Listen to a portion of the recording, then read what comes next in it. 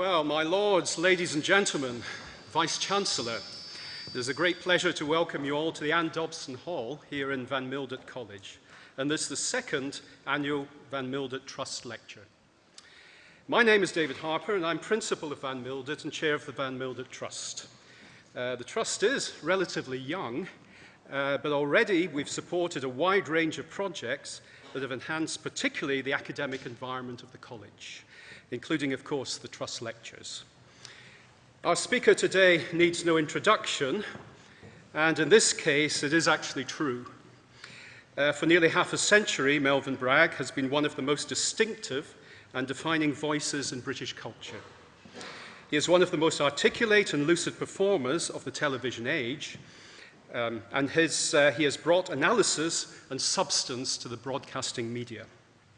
His canvases, well, wide-ranging, stretching from the legendary South Bank show to his screenplays and best-selling works in both fiction and non-fiction. He holds many honorary degrees, a wide range of prestigious awards and prizes, together with honorary fellowships of both the British Academy and the Royal Society. He's also Chancellor of one of our neighbouring universities, and he also admits to being an Arsenal supporter. The Trust Lecture today is both timely and topical, analysing the history and consequences of a rather famous book that truly changed the world. Much of this is actually detailed in Lord Bragg's new book here, which you may have a chance to have a look at later if you haven't already done so. I now invite Lord Bragg of Wigton to step forward and present the second annual Van Mildert Trust Lecture, The King James Bible and the Modern World. Lord Bragg.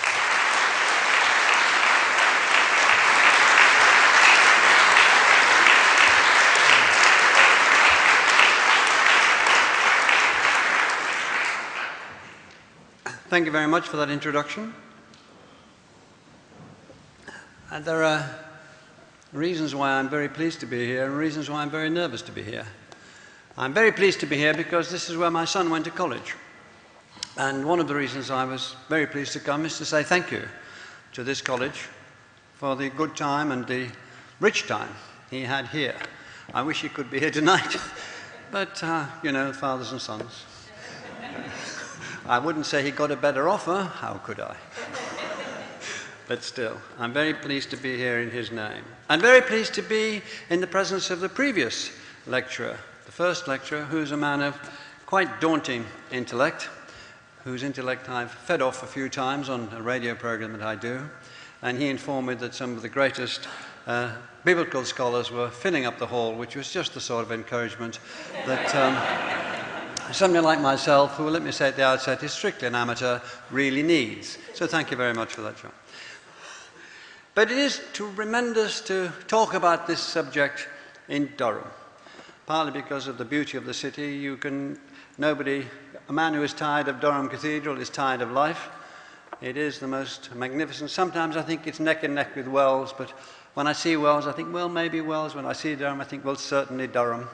And I spent the afternoon in the Cathedral Library with some of the extraordinary collection, and particularly, of course, because Bede is buried there, tombed there, and because Bede may well have been the first person, well, he was the first person, to translate the Bible into English. The Gospel according to St. John was translated into English by the Venerable Bede. That's well recorded, as things were in his day. He had people around him to record most things he did, especially in his later years. Unfortunately, it's lost. But in this age of the tyranny of the JCB, I'm sure that sooner or later, when it digs its fangs into Jarrow, a little urn will be found, and it will say St. John, translated by Bede into English, and he'll be the father of English biblical language as well as of English history. What I want to talk about, as was alluded to by the principal, is the history of the King James Bible. It's its 400th anniversary. 1611 it was published, and we're 400 years on. I've written a book about it, but this is about the Bible. This is a lecture, as it were, independent of, although alongside the book. I called my book The Book of Books, and I don't see any reason to change the title for this lecture, and that's because the Bible was often called the Book of Books, and because it is. It's a book of 66 books, used to be 80, until those whom some people think of as spoilsports cut out the 14 books which formed the Apocrypha and left 66 books. These were written at different times. They're contradictory, which is one of the reasons why the Bible is so long-lived, I think. They're a mishmash of mythology and poetry and history and wisdom and prejudice and marvels and great language, an extraordinary mishmash. You can find an argument for many things there, and you can find the opposite there as well. You can find examples of the highest virtue and the most excessive villainy in those books. It's been called and people tried to turn it into one holy book, and it was thought of as one book, one holy book. And that is one way to look at it. Greater scholars than I'll ever be have managed to fabricate a canopy of meaning on those 66 books, or you can split it up into book by book, even chapter by chapter, and look at it locally and individually and those particular apostles or particular books. But it is the Book of Books.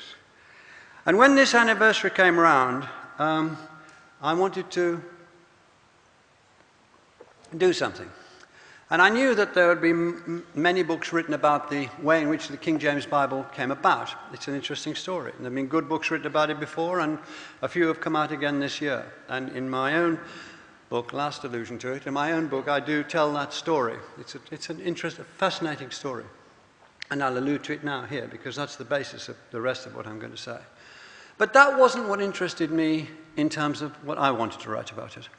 I'm an amateur, as I said, and I'm interested in various things and come in from the point of view of somebody who takes an interest, finds out what he can, and writes a book. I don't work from original sources or from other people's sources.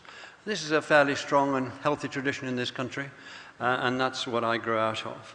But what I wanted to do was one thing, and that was to rectify, to put right, in my view, a great wrong. And the great wrong is that because of the secularism, large secularism of this age, and to a great extent, to some extent, the atheism of this age, what the King James Bible has triggered and been a catalyst of, not only in this country, but all over the English-speaking world, and not only that, but all over the world in the last 400 years, the great things that it has made to come to pass have been airbrushed out. You hear people as distinguished as Neil Ferguson talking about the history from the Reformation until today. He never mentions the King James Bible. It's not there. It's not present.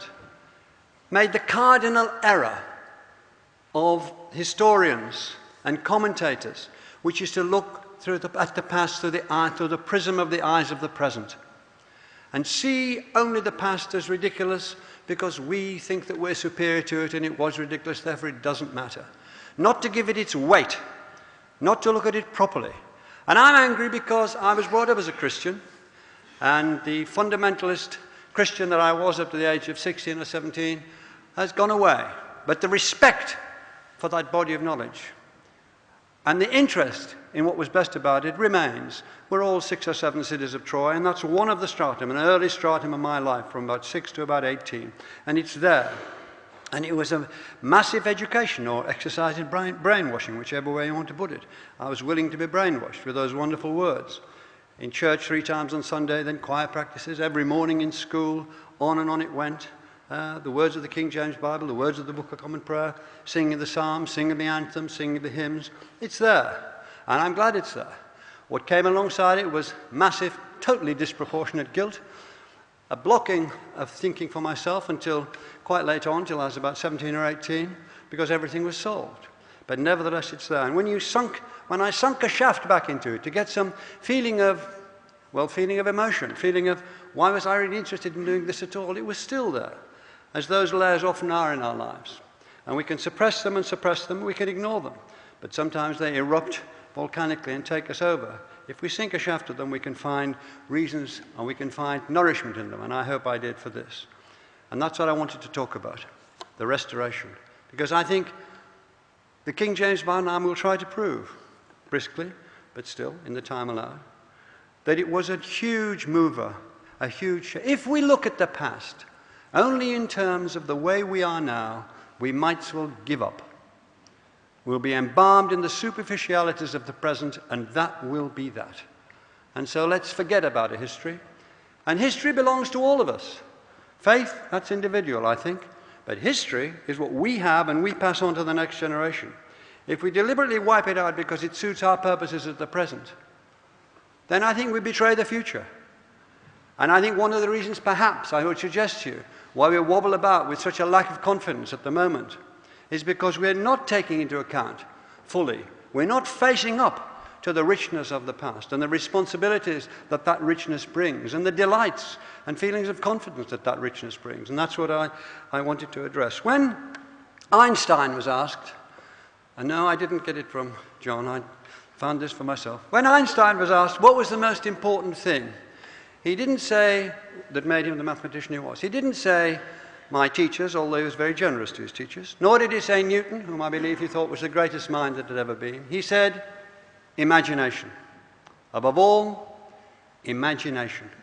And that's what we have to have tonight, otherwise this is completely pointless.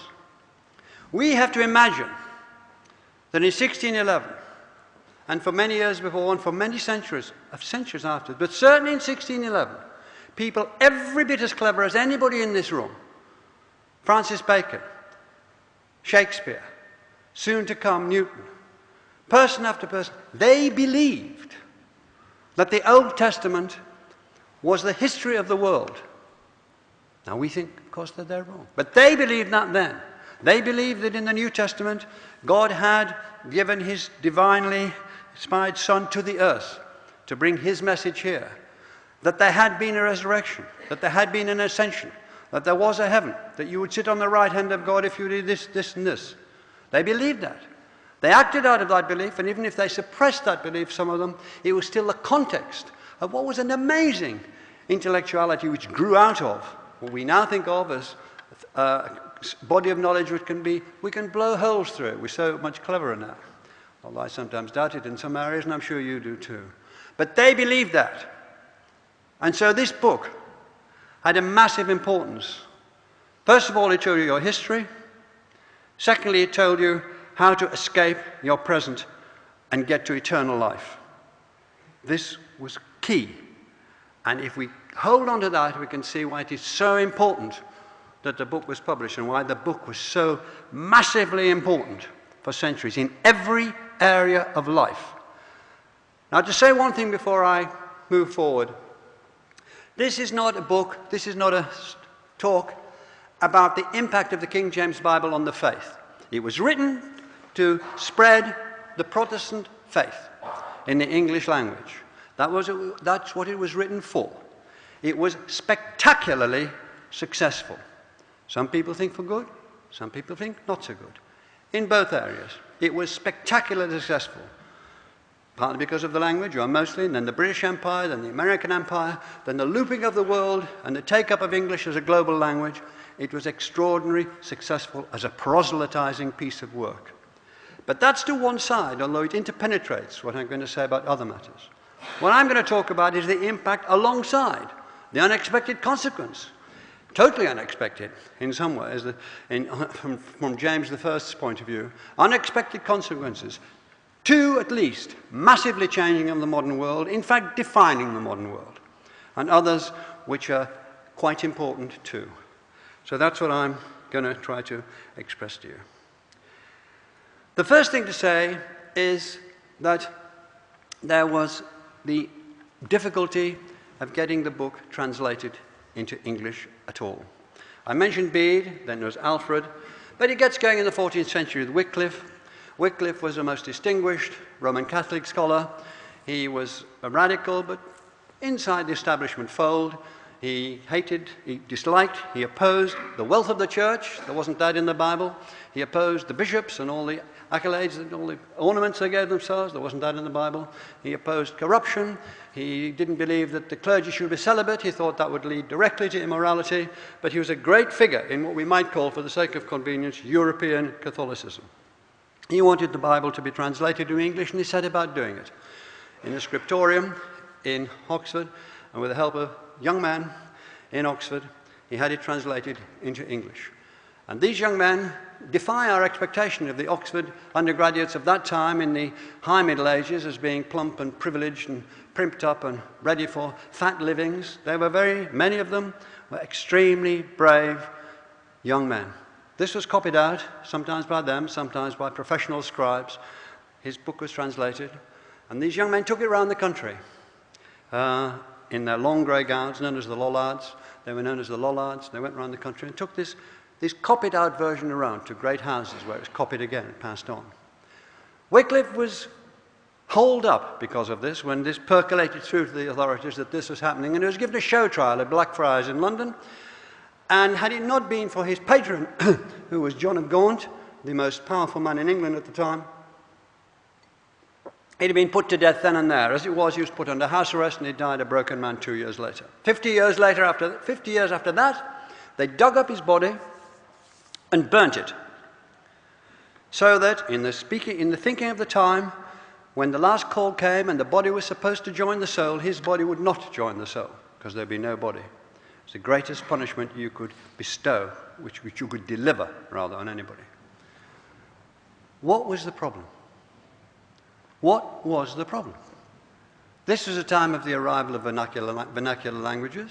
Why were they so worried about the Bible being translated into English? It was a time when English was flowering. It was a time when English came back into its own. As you know, in 1066, Harold Godwinson was crowned King of England in Westminster Abbey in English. It was 333 years later before the next King of England was crowned in Westminster Abbey in English.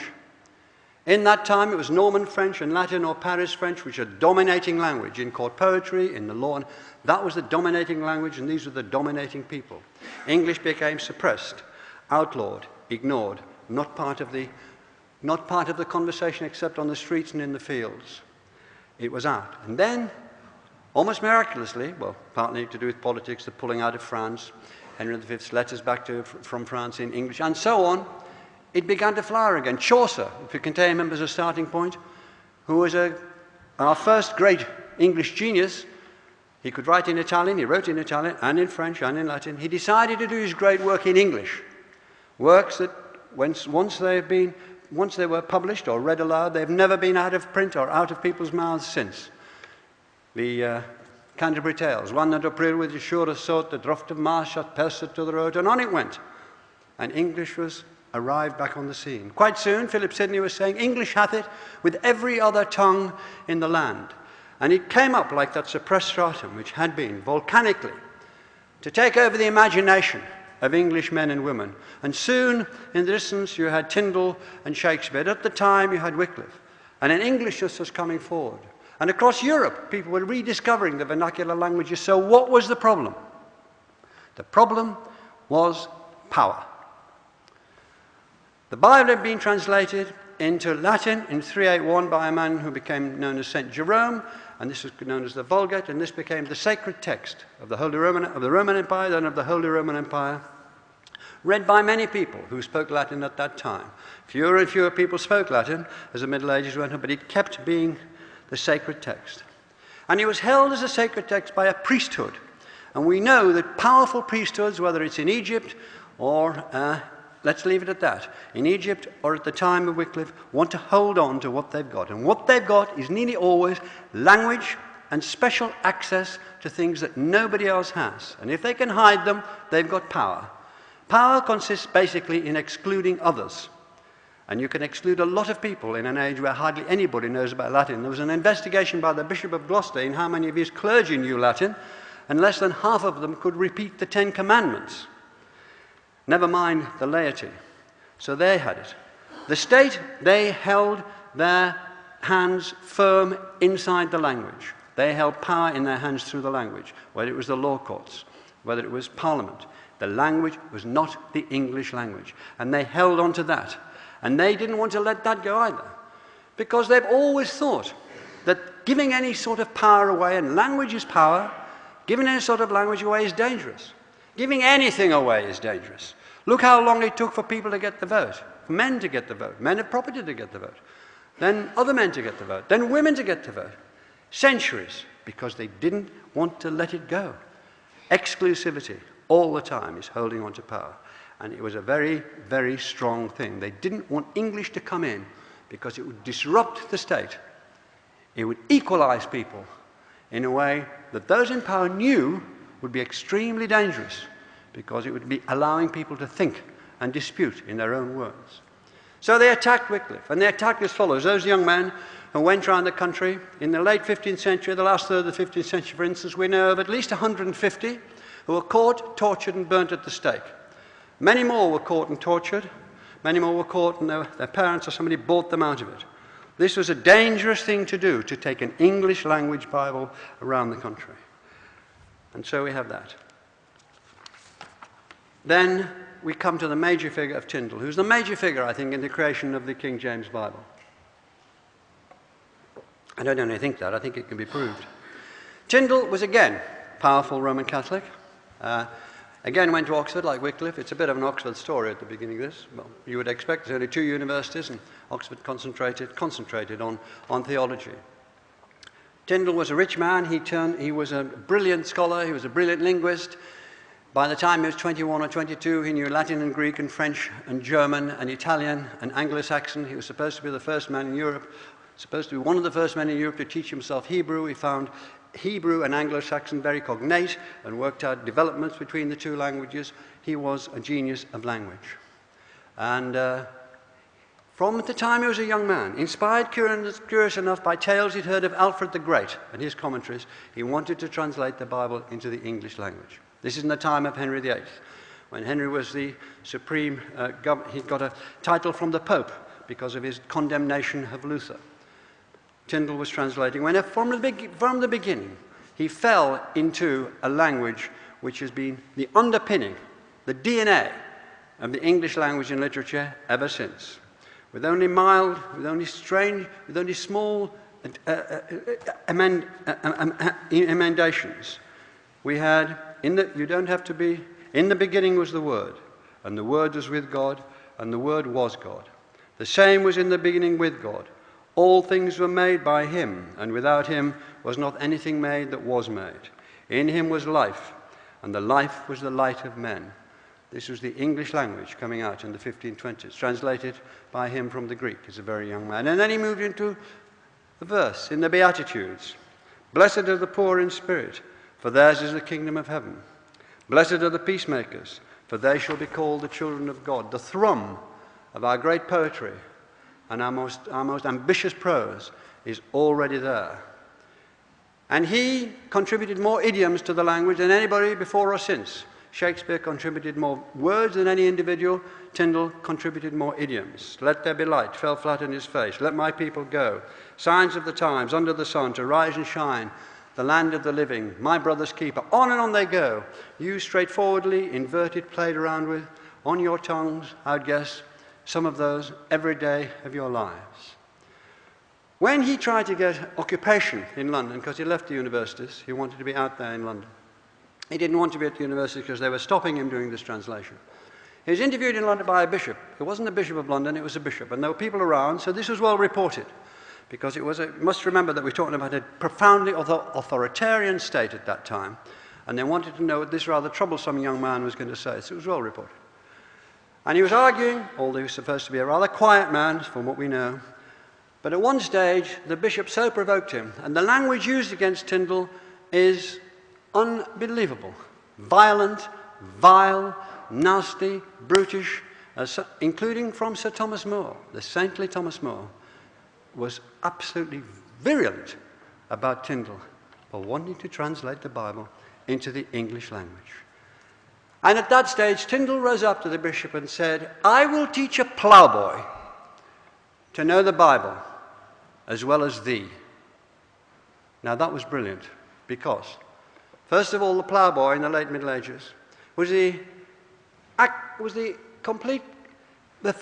greatest figure of innocence and promise. He was pre-adolescent, he was pure, he stretched back to the apostles, men who came from the land and fishermen. So the ploughboy was the pure figure. But much more importantly, the ploughboy was illiterate. And Tyndall was translating a Bible to be spoken, a Bible to be read aloud, a Bible that would reach everybody. And he knew exactly what he was doing, and he set about it. And one of the ways he set about it, from a few of the pieces I've read, are this: Let there be light, Signs of the Times, Rise and Shine, or what I read before, the Word was with God, and the Word was God. In him was life, and life was the light of men. Every one of those words is a monosyllable. He went for the simplest language again and again and again. That's where he found something very similar between Hebrew and Anglo-Saxon. But within those monosyllables, he built rifts of meaning that could be profound and take you in different directions. But this could be understood by everybody, which was to have extraordinary significance as the centuries went on. And to be fair to those who put the Bible together, because once Henry had had his night of deep thought and decided that after all he was a Protestant, the Bibles tumbled into the English language for a century, different translations. And when King James VI of Scotland became James I of London and said, let there be a new Bible, put the 52 scholars together, when they put the final version in place, they didn't pass on pieces of paper, they read it to each other. They sat in a circle, they read it aloud to each other as Tyndall had done. They continued that tradition. It was a preacher, a speaker's Bible, which mattered massively. And Tyndall, well, he was self-exiled at the end of his 20s to the Netherlands, where an awful lot of British radicals went over the centuries. He was pursued from house to house. He was pursued by Henry VIII's vicious spymaster and spies, and by the Holy Roman Empire, spymaster and spies. This innocent man, pursued from place to place, but he had wealthy friends. They looked after him, translated from the Greek. And just again, to release one's imagination into the time, printing had been invented by that time, of course. At one stage, he shipped over 6,000 copies of his translation of the New Testament. And it was attempted to be stopped at sea by a couple of ships from the Royal Navy. That failed. When he came to London, this particular cargo, this is all true, but we have to imagine the time. The then Bishop of London bought all 6,000 copies, and over 3 days, he burnt them on the steps of the old St. Paul's Cathedral. And people came to watch these Bibles being burnt. That was how important he was. Anyway, in his late 30s, Tyndall was betrayed by another Oxford man in the Netherlands, put in a dungeon where he continued translating. He'd done the New Testament, he'd done the first 5 books, the Pentateuch of the Old Testament, and he was moving through that. He wanted a Hebrew dictionary and a light and a pen in this dungeon, and he kept moving into the he was moving into the Psalms. And then he was taken out, given a show trial, strangled, and just before he was strangled, it is reported, he said, "May God open the eyes of the King of England," and then he was burnt to death on green wood, they said, because it burnt more slowly. And that was Tyndall, finished. But his mark that he left is imperishable, in my view.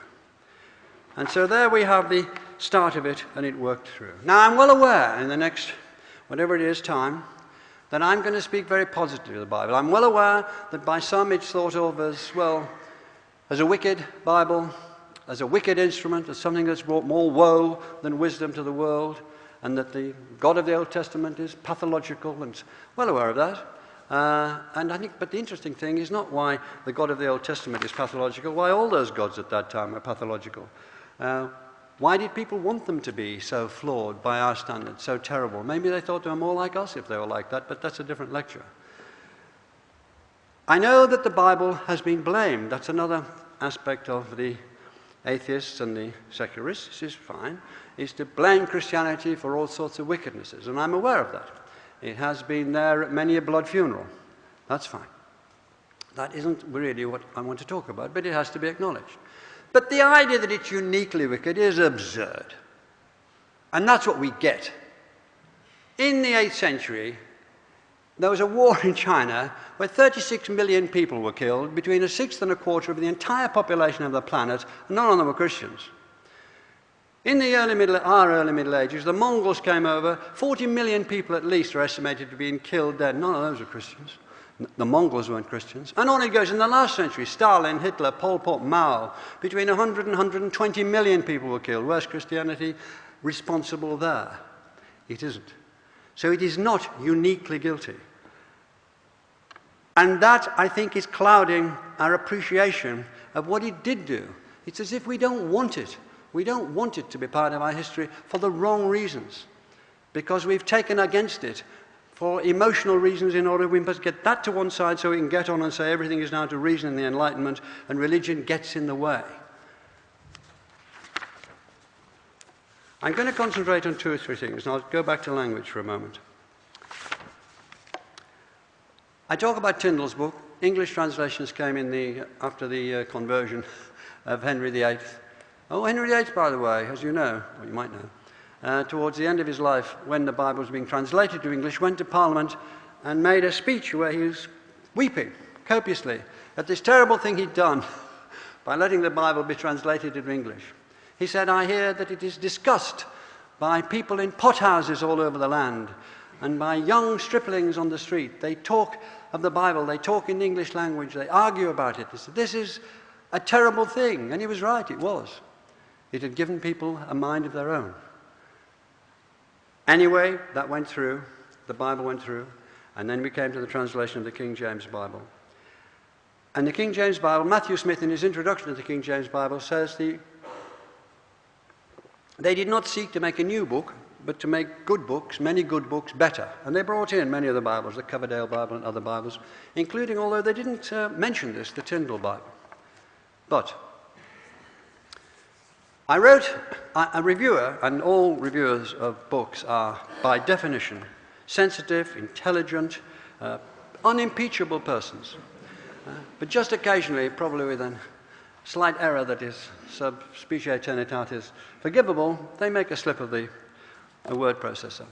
And this fine reviewer said, how can Bragg say that the Bible influenced Shakespeare when the Bible came out in 1611 and Shakespeare died in 1616, so this is silly, by which time his work was more or less finished, so this is ridiculous. I didn't say that. I said what became the King James Bible influenced Shakespeare, and profoundly. And with Shakespeare and Tyndall together, that's the structure, that's the substructure of our language. And in this wise, Shakespeare, when he went to church at Stratford-upon-Avon, which you would have to do by law, as you know, his father was fined 3 times for not going, would hear read from the Geneva Bible. You'd hear that, one presumes, at school, and they would certainly have it at home, being a fairly reasonably well-off family. The Geneva Bible, so called because it was printed in Geneva. It was beautifully printed, it was the cheapest Bible, it was easily the most popular Bible at the time, the Geneva translation, so called. He would hear that. And this is how it works. In Genesis, for instance, in the Geneva Bible, 81.4% is a direct lift from Tyndall. In the King James Bible, 85.1% is a direct lift from Tyndall. To go to the end, in Revelation, in the Geneva Bible, 92.7 is a direct lift from Tyndall. In the King James, 92.5 is a direct lift from Tyndall. In other words, Shakespeare is listening to mostly what became the King James Bible. He quotes from the Bible 1,350 times. He alludes to 42 books in the Bible.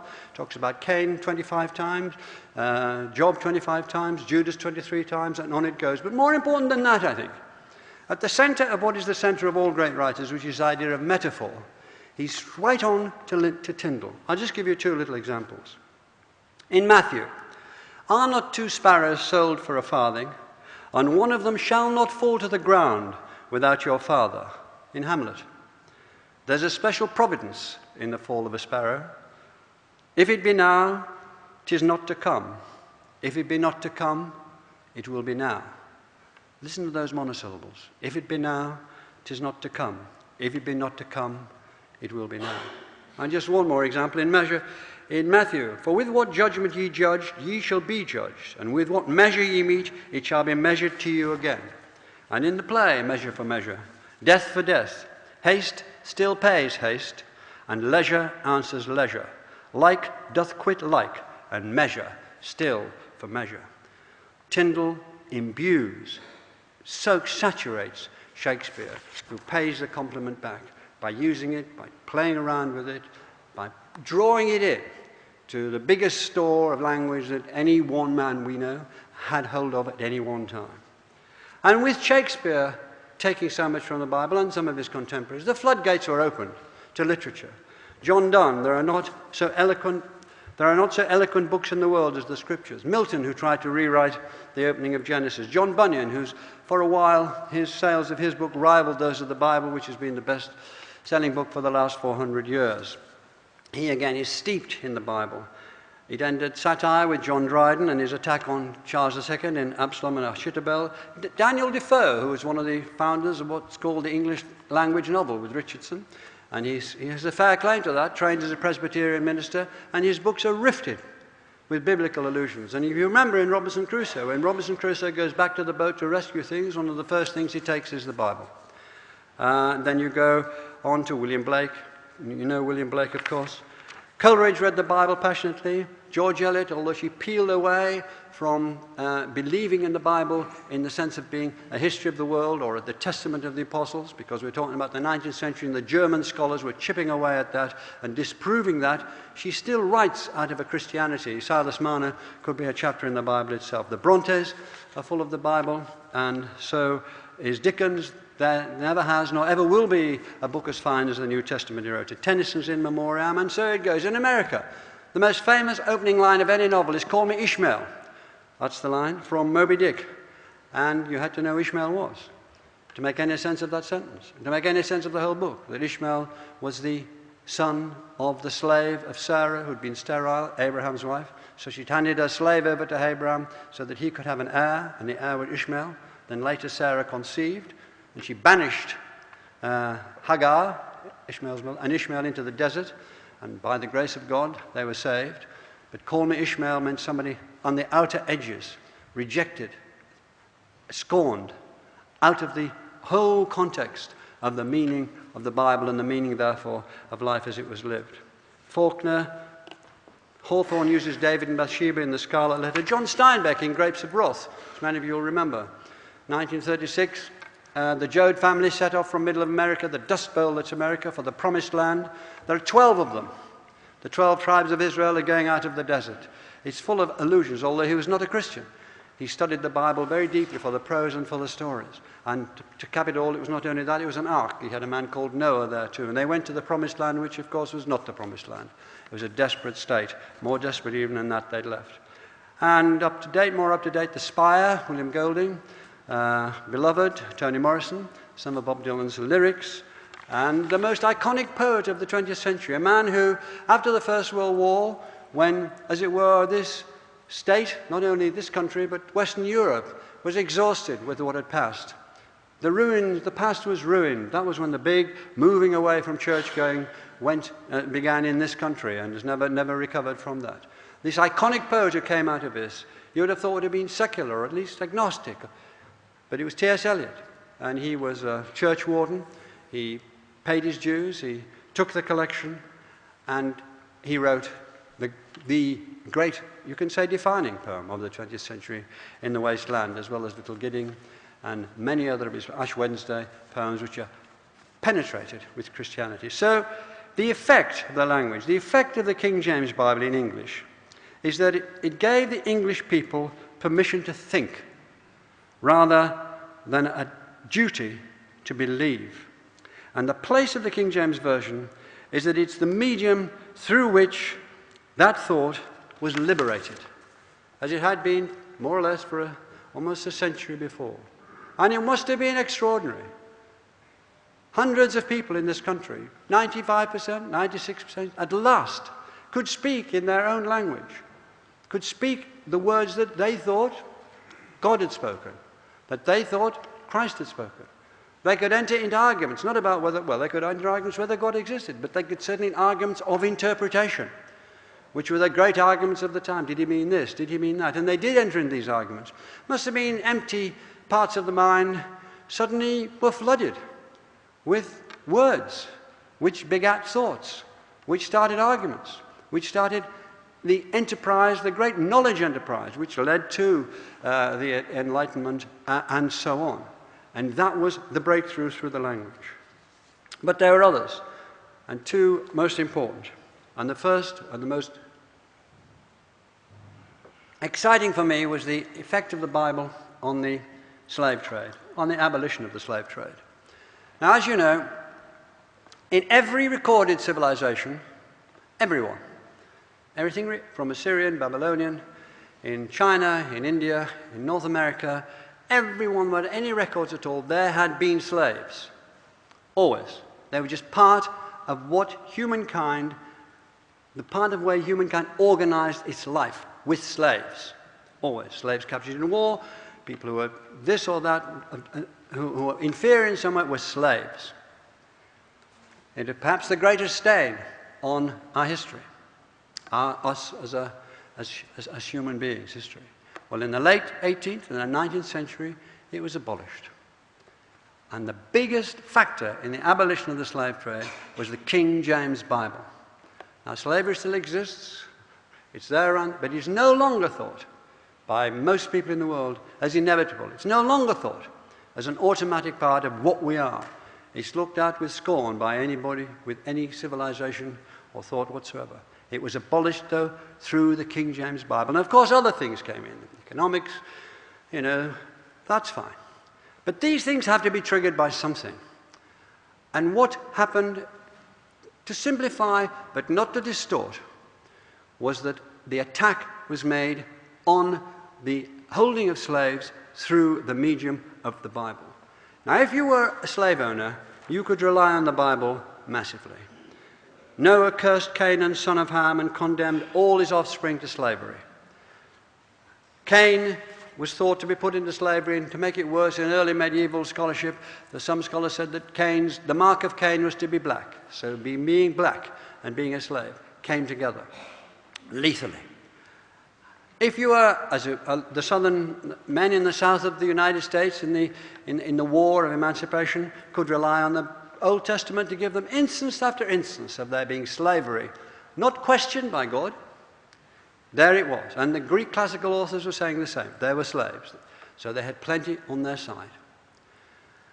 The abolitionists, and I'm going to use Wilberforce as just one example because he was one of many in this country, and there are people in the Caribbean and in America. The abolitionists went to the Bible as well. Wilberforce, as you know, was a very rich young man from Hull. He was at university with the man who became the Prime Minister. He spent scandalously and led a scandalous life, went on a tour of Europe with his old school teacher from his old grammar school, which he'd been sent to before his mother wanted him to be a gentleman and sent him to a boarding school, and he thought ruined his education, but that's another point. And this man had then gone on to become the Lucasian Professor of Mathematics at Cambridge, which Newton, a post that Newton held. They went around Europe, and this man was an evangelical Christian and converted Wilberforce. And Wilberforce had a conversion. Now, people tend to say, well, it was really a breakdown. I don't see why it shouldn't be a conversion. And he came back, he read the Bible every day, the New Testament from then on, and he devoted his energies and his wealth and his political skills to try to abolish the slave trade. That was very, very clever. The idea of abolishing slavery would not have been on the map. Just to abolish slavery, tout court, not possible, not thinkable, because it was so much part of what people were and what history had been. But to abolish the slave trade, he could draw to the attention of people the terrible conditions, the injustices, the suffering, the wrongness of it all, which he did. And that was possible. So he set about trying to do that. In 1789, he made what's still regarded as the greatest speech ever in an English parliament. It lasted for 4 hours. And he brought to bear massive research on what was really happening in the slave trade, which the British people didn't see. It was all offshore. Ships went from the western ports down to Africa with various goods. Then they took the slaves from, and that's another thing. We're supposed to be uniquely responsible for the slave trade. It had been going on for centuries in Africa. The slaves were brought across Africa from the Arab states through the African states, where they sold on their own people to other African states, offshore to the West European countries, to America, sold on to various American interests and across America. And so we didn't see them there, and then they came back with various luxury goods from the West Indies. We didn't see this trade. People didn't, or chose not, but they didn't know what was going on. Wilberforce told them. He told them about the manacles. He told them about the third passage. He told them about the way, how many people died on the way over. He told them in this speech in the House of Commons. And more than that, he was a bold young man. He invited the Liverpool merchants to come and listen to him.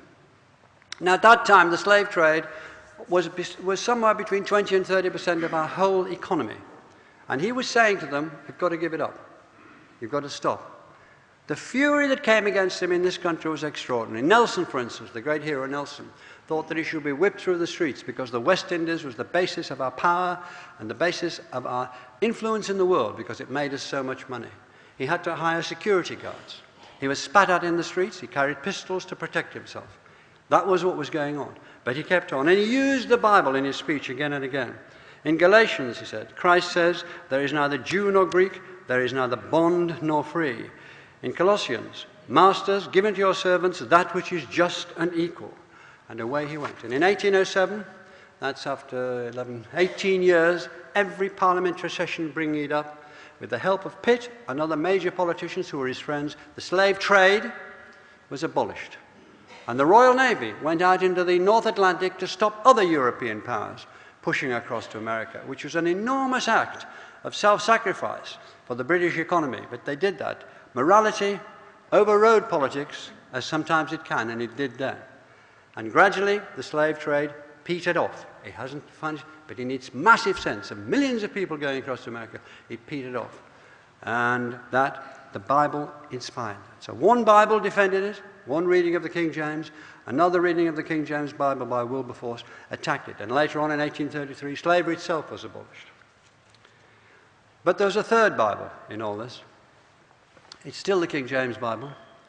And this was the Bible that a group of young Englishmen, again from Oxford, the Wesley brothers and George Whitefield, who could speak to audiences of 30,000 people on the eastern seaboard in the 18th century. Benjamin Franklin took him up. Benjamin Franklin was not a believer, but was absolutely fascinated by Whitefield and his sermons and his preaching and his ability to turn people's minds to what he wanted them to turn to, which was salvation. These men went the first people to go into the black areas, it's impossible to call them communities, into the plantations and preached from the Bible, from the King James Bible. And that's where Tyndall kicked in. Because the people who were listening to him were people of an oral culture. Very, very few, if any, were at all literate. But the oral culture can and does build up massive muscles of memory, as Caesar observed when he wrote about the Celts and their refusal to have a written culture but to remember everything. These people listened and they remembered. And they built their own churches in the swamps on the plantations. I've seen them. I've been there. These crude wooden churches. And they were just like the churches that they knew their masters, their bosses, as they call them, had. And they preached.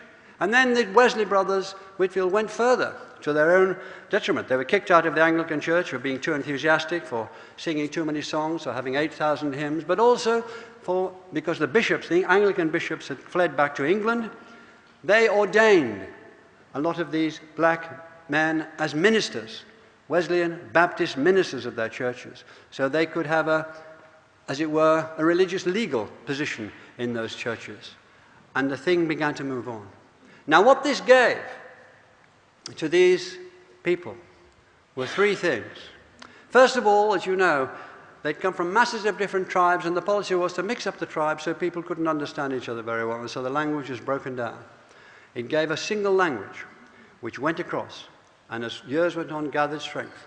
And that English language based on the King James Bible still obtains, still persists. So that was one thing it gave. Another thing it gave was because it said, partly through the Wesleyan singing and so on, but it also said in the Bible, you can worship through song.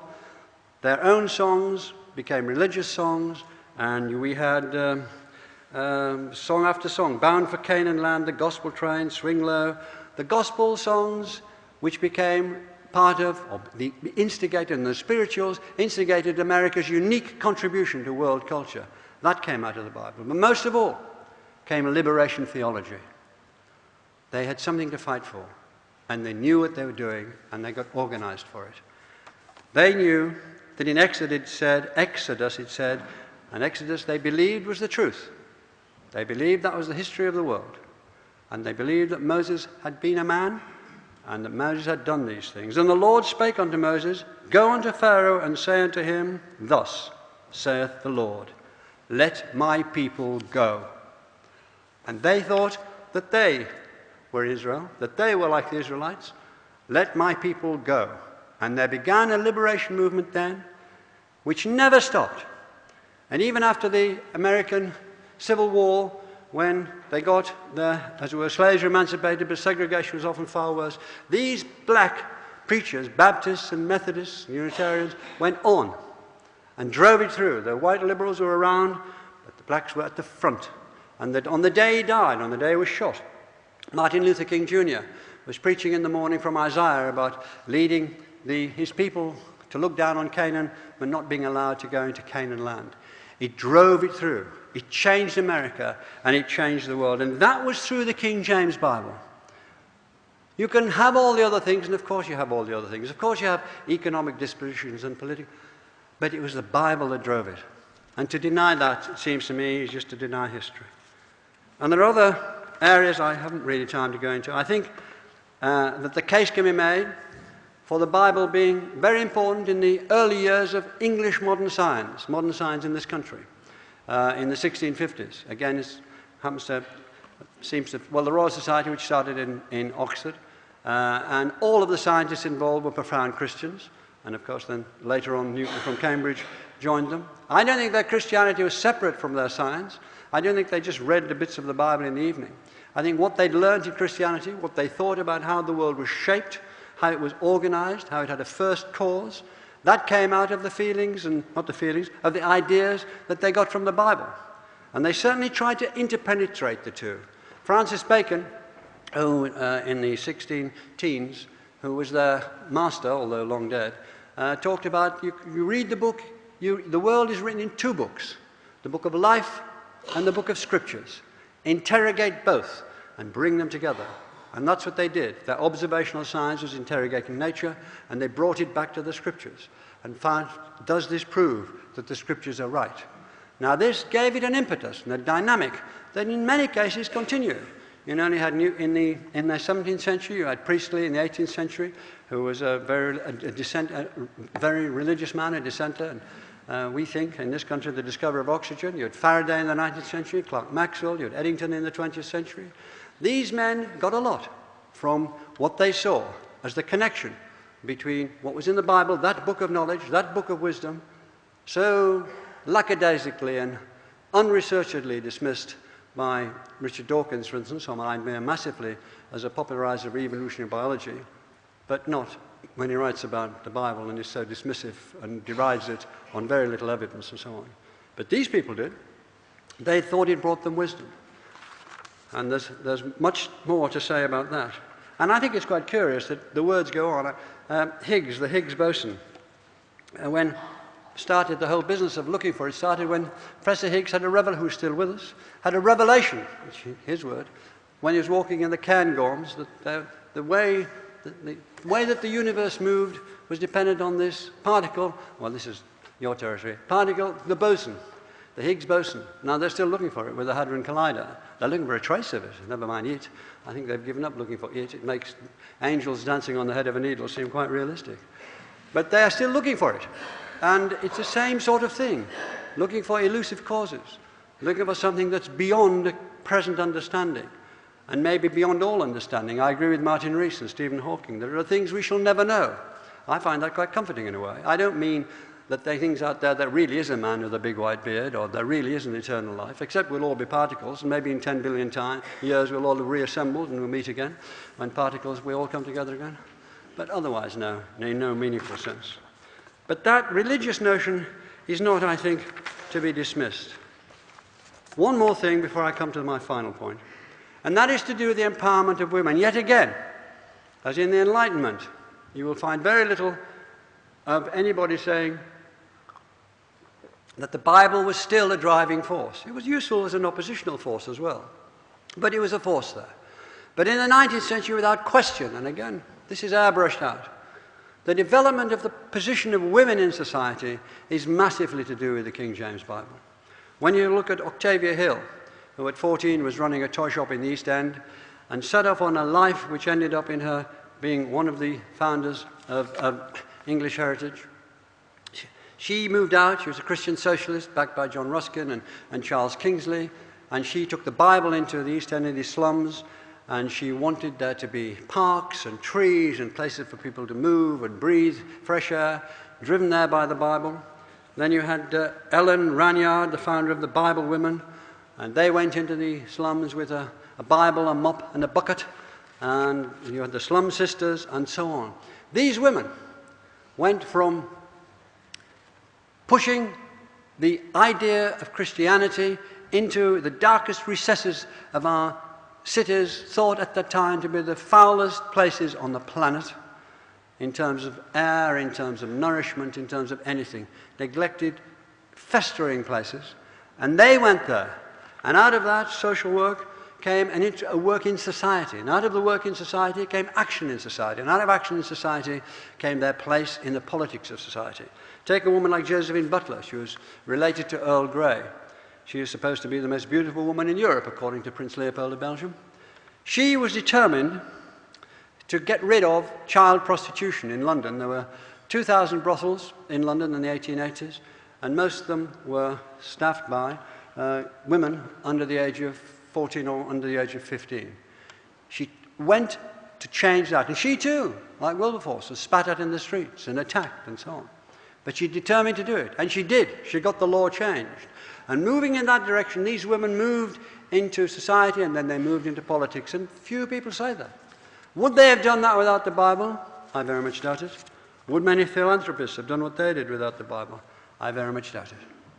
And finally, I talked about two things that the Bible did which changed the world. Three, maybe. Proselytizing the faith. For those who have faith, that will be the most important thing. One was, it was, I think, a catalyst and essential to the abolition of slavery. And the other was it was just as essential to the creation of modern democracy. I'm not talking about the democracy that started back in Greece with Demosthenes and Pericles and that. I'm talking about modern democracy. And let's bring it together sometime in, say, the middle of the 17th century, which is not a bad place to start for a talk like this where I've already gone on for long enough. But I'm going to say this. In the civil wars in this country, which were not the floppy-haired cavaliers against the funny-hatted roundheads and nothing much happened, per capita in those wars, more men were killed than were killed in the First World War. It was an absolutely bloody slaughter. And it was a ferocious battle. And of course it was about who rules. And was King Charles, could he not call Parliament for 11 years? It was about who rules. There were economic underpinnings, there always are. But the way that it was conducted was through and because of the Bible. The problem was, what did you do about a divinely appointed king when you, the Roundheads, thought he was divinely appointed, believed he was divinely appointed? His father, King James I, has written the definitive book, The Divine Right of Kings, and Charles took this seriously. Kings talk only to God, and God talks only to kings, he said. He believed that. So did most people. They believed that he was divine. They believed that touching for the king's evil. All that was believed in. And there he was. Now they wanted to get rid of him. There was a traditional and tried method of getting rid of unpopular monarchs in this country, and that was by assassination. But they didn't want to go that way. They wanted to go through a different way. They didn't quite know what it was. And so what happened in the Civil War? Many things happened. But one of the things happened, and it's immensely well documented. Probably the first greatly documented war in history. Thousands of well-written pamphlets, people newly literate with the language and the arguments they'd used from reading the Bible and allied texts. They sailed into these arguments and they talked through the Bible all the time. For instance, they talked about, even before that, they said Charles had married a Roman Catholic, the Antichrist, and he was, from Malachi, they said, an abomination is committed. Judah hath married the daughter of a strange god. The Lord will cut off the man that doeth this. They didn't mention Charles I. Nobody has any doubt who they meant. And then they talked about the man of blood. They called him the man of blood. And the book of Numbers was cited by them. Blood, it defileth the land, and the land cannot be cleansed of the blood that is shed therein, but by the blood of him that shed it. And he fought back through the Bible. Charles I. He knew his Bible. The authority of obedience unto kings is clearly warranted and strictly commended in both the Old and the New Testaments, he said. There it is said, where the word of the king is, there is power. And who may say unto him, what dost thou? And so this went on. It was oddly enough, 130 years down the line in America, in the civil wars, around the campfires in America before the great battles, just as in this country, and this is recorded by the pamphlets, they were talking about what their tactics were the next day, but they were arguing about whether they were right, whether slavery was right, whether a divine king was right. What would they do to do the right thing? And eventually Charles was defeated, and he came to a court. They set up a court in the Great Hall in London, that great hammer-beamed hall in Westminster, in Parliament, in the Palace of Westminster. And they tried him, common law and contract law, but the arguments came from the Bible the entire time, and so did his, when he allowed himself to speak or be spoken about and for. And they tried him with a jury, and they found him guilty, and 3 days later he was executed, and the ripple went right around the civilized world. A divinely appointed king. And so many thought of themselves as divine, whether it was pharaohs or Roman emperors or whoever it was. They were divinely appointed king, had been tried by law, by his peers, because they were his peers, the jury, they called his peers. And under law, he had been executed. A change. No longer run that way, we look for another way. And about 3 or 4 years after that trial, a lot of those men who'd been there went up the river a few miles up to Putney, and they started the Putney debates, which democracy began to be discussed. And a lot of the men who'd fled from this country in one of the most literate diasporas in history, the Presbyterians, had started going in great numbers to America in the 1620s and 30s when Charles I was claiming too much as a divine king. God is leaving England, they said. So they left England for New England and set up their assemblies and their places over there. And these assemblies were ruled by them and by no one else. And they moved out into American society. And democracy began to develop properly, fed in, gripped in. Then other factors came in. But the use of the Bible to drive through that one important moment is irrefutable, I think. Obama came to that same hall, that big oak hall, and went along. And I wanted to say, because he gave a good speech about democracy, because, as it were, there's America talking, and where are we? But also because it was as if history had moved on. And it didn't really matter what had happened before. And I wanted to say, just over there, Mr. President, about 40 yards away, 30 yards away, was where, if there was this one seed time of the development of modern democracy, and there is a seed time, the shot at Sarajevo, the shot on the bridge at Concord, there is an incident sometimes that triggers an avalanche. If there was a seed time, that was it for the development of modern democracy, which you're talking about. And if you turn around and go up those steps and along that way to your left, you'll find the House of Commons, reconstructed now because it burnt down in the 1830s. But just before then, a young man called Wilberforce brought about the abolition of the slave trade, which allowed some of your ancestors to move forward. And that happened here. And across the road is Westminster Abbey, where King James VI of Scotland became King James I of England and said there will be a new Bible. He was a great Bible scholar. And it came about in 1611. And I've got a photograph of you, Mr. President, in the book, when you become president and you want to show your allegiance to American tradition. And you choose as your hero, who is your hero, you've said it often enough, Abraham Lincoln. And you're swearing your oath on the King James Bible that it belonged to Abraham Lincoln. Thank you very much.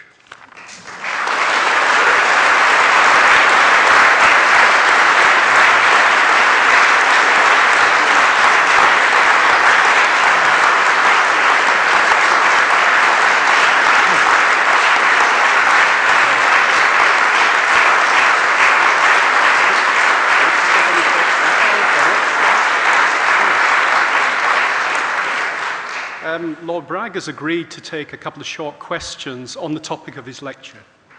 So if we have any questions. Good, they don't. I think we have one. In your life as a scholar, you write fiction and non-fiction. Until perhaps a century ago, the Bible in this country would have been in the non-fiction category. Now, it is largely in the fiction category. Where do you put your own? In which category? My own work or my view of the Bible? Your own copy of the Bible, presuming that you have one. Yes, I have several. Good. You used to get the school I went to, if you did anything good, you got a Bible. Or Wordsworth. Where do I put the Bible? I'll tell you where I put the Bible. It's a strange question. It is a good question. I think it is a great body of knowledge. Of course. Well, if I can answer, right? I think it is a great body of knowledge. And one of the things I've got against Richard Dawkins, whom I've met a lot of times, I've always got on with him terribly well. I like him. I think he's very good at what he does best. But talking about the Bible, it's verging on the disgraceful. Because these are massive bodies of knowledge which we should respect. Because that was what people had at the time. That was the context that they had. Let me give an extreme example. The Aborigines in Australia. Dawkins says, there's a miracle of survival, but there's this, and I think he calls it useless clutter, pretty sure I'm right, of their dream lines and dream songs. I think that's a disgrace for several reasons. And he says that sort of thing again and again and again. First of all, how does he know that their dream songs were not informing their survival? How does he know? The interpenetration of one body of knowledge and another in your mind is very difficult to trace. Maybe because of the dream songs they could survive. That's one thing. Secondly, people are now examining those dream songs and finding them extremely interesting. And they're saying this, that, and the other, that maybe there's something there that we didn't pay enough attention to. But most of all, this was a body of knowledge arrived at by a Stone Age people who were trying to do exactly what we're trying to do. They were trying to find out where we came from, why there were droughts, why babies were born dead, why there was lightning, and they did the explanations that they could find in the intellectual context, very barren by our standards, in which they found themselves there. So I will always regard the Bible as a massive body of knowledge. Now, some of it's disgraceful, but that doesn't matter. It's a body of knowledge that has sustained the best of us, as well as the worst of us, for nigh on 2,000 years. And to dismiss it, the whole thing, and say, how do I think of it? It's a body of knowledge. It's a massive body of knowledge. It isn't perhaps as interesting as the Greek body of knowledge. I would say probably it isn't, but that's not the point. The point is that out of that has grown civilizations and marvelous things, and just to dismiss it is just, it's no good. It isn't. And another point, about these slaves, for instance, I spoke about that. Dawkins in his book, Richard Dawkins in his book says, the Bible is often used just to keep people quiet. Viz the slaves in America. They said, look, you're going to get eternal life and it'll be all right, so keep being a slave. Work in the plantations. Words to that effect. More elegantly written, of course. He's wrong. It wasn't like that. It was liberation theology. It was forming a new language. It would have taken a decent researcher to tell him, or himself, just look a few things up. 2 or 3 days. Why didn't he do it? In his science work, he would have taken all the time in the world to prove an important point like that. Why is he so dismissive? What's all this about? We can move on, and we have moved on in certain areas of thought, exemplified here by last year's lecturer, massively. That doesn't mean we kick in the teeth what came before us. I mean, John is a brilliant, brilliant scientist. But so is Newton, and Newton totally believed in God. Now, does that make Newton somehow less of a scientist? It's nonsense. These are bodies of knowledge. And Martin Rees, I'm so pleased to say, said that, and I go along with it. The bodies of knowledge are to be respected. Just like Church of England, which I grew up, it's my tribe, I respect it. Certain things, it doesn't matter. It doesn't mean that you kick it in the teeth and walk away. Well, not in my case, it doesn't. I still want to go to Durham Cathedral, and I would like to go. I was speaking in Wells Cathedral 3 or 4 weeks ago, and I made a point of getting there early to hear choral evensong, because it's such a wonderful service. Now, what's that to do with? It's to do with just an acknowledgement. So that's what I think. Fiction, non-fiction, my own work compared with the Bible, there's no, I'm not in that league. Okay, thank you. I think we can allow you to take a seat for a minute now. And we're going to move to a vote of thanks. Oh, I see, right. So I mean I have to sit down unless I'll be overwhelmed by... Right. I'm going to call on Professor Brian Tanner, who's the chair of our college council and also a member of the Van Mildert Trust, to propose a vote of thanks. So, Brian, there we are. Thank you.